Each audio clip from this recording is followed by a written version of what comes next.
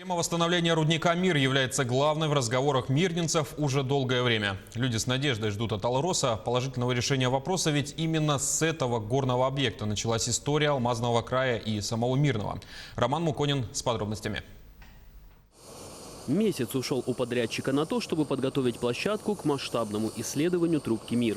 Для этого была перебазирована на расстоянии 160 километров буровая установка с одного из нефтяных месторождений Ленского района.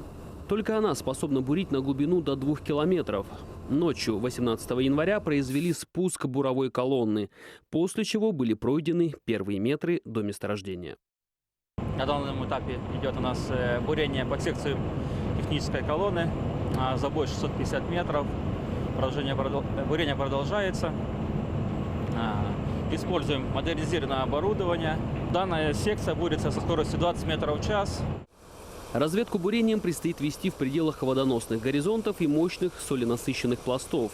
Поэтому при планировании и проведении работ особое внимание уделяется вопросам промышленной и экологической безопасности. Сегодня началось строительство одного разведочного ствола на глубину 900 метров, из которого затем будут пробурены 15 отдельных стволов, которые охватят глубокую часть трубки.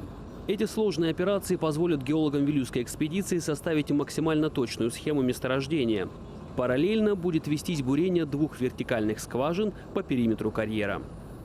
Мы определим структуру самого тела, то есть его форму, залегание, ну и также содержание и качество алмазов, которое будет у нас в руде.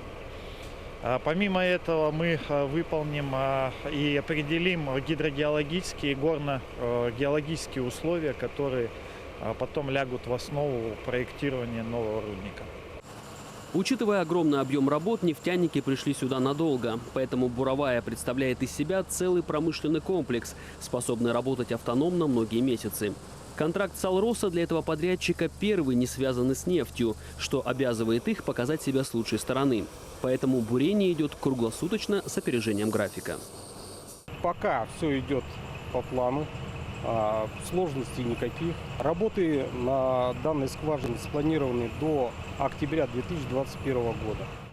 После чего начнутся исследования полученных образцов кимберлита. И уже в начале 2022 года геологи в ГРЭ смогут сказать, какие еще запасы хранит в себе легендарное месторождение.